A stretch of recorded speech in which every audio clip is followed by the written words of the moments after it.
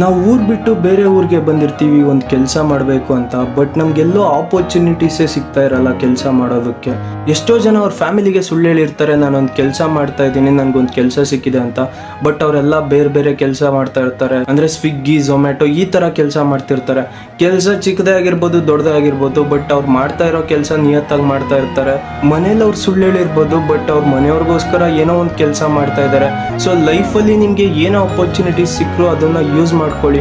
Because ಈ corporate field ಅನ್ನೋದು ತುಂಬ ಅಂದರೆ ತುಂಬ ಕಷ್ಟ ಇದೆ. ನಿಮ್ಗೊಂದು ಕೆಲಸ ಸಿಗಬೇಕು ಅಂದರೆ ಸಿಗೋ ಆಪರ್ಚುನಿಟೀಸ್ನ ಯೂಸ್ ಮಾಡ್ಕೊಳ್ಳಿ. ಸಿಗದೇ ಇರೋ ಆಪರ್ಚುನಿಟೀಸ್ಗೆ ವೆಯ್ಟ್ ಮಾಡೋಕೆ ಹೋಗಬೇಡಿ. ವೆಯ್ಟ್ ಮಾಡ್ತಾ ನಮ್ಮ ಟೈಮೇ ವೇಸ್ಟ್ ಆಗುತ್ತೆ ಹೊರತು ಇನ್ನೇನೂ ಆಗಲ್ಲ. ಸೊ ವೆಯ್ಟ್ ಮಾಡೋದಕ್ಕಿಂತ ಮುಂಚೆ ಇರೋ ಆಪರ್ಚುನಿಟೀಸ್ನ ಯೂಸ್ ಮಾಡ್ಕೊಳ್ಳಿ. ಸೊ ನಮ್ಮ ಫ್ಯಾಮಿಲಿ ಅವ್ರು ಅಂದ್ಕೋತಾ ಇರ್ತಾರೆ, ನನ್ನ ಮಗ ಏನೋ ಒಂದು ಮಾಡ್ತಾ ಇದ್ದಾನೆ ನಮ್ಮ ಫ್ಯಾಮಿಲಿಗೋಸ್ಕರ, ನಮ್ಮ ಫ್ಯಾಮಿಲಿ ಪ್ರಾಬ್ಲಮ್ಸ್ ಸಾಲ್ವ್ ಆಗುತ್ತೆ ಅನ್ನೋದೊಂದು ಅವ್ರ ತಲೆಯಲ್ಲಿರುತ್ತೆ.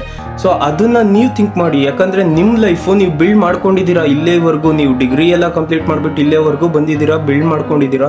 ಸೊ ಇನ್ನು ಮುಂದೆ ನೀವು ನಿಮ್ಮ ಫ್ಯಾಮಿಲಿಗೋಸ್ಕರ ಥಿಂಕ್ ಮಾಡಿಬಿಟ್ಟು ಏನೋ ಒಂದು ಕೆಲಸ ಮಾಡಿ, ನಿಮ್ಮ ಲೈಫಲ್ಲಿ ಏನೋ ಒಂದು ಅಚೀವ್ ಆಗುತ್ತೆ.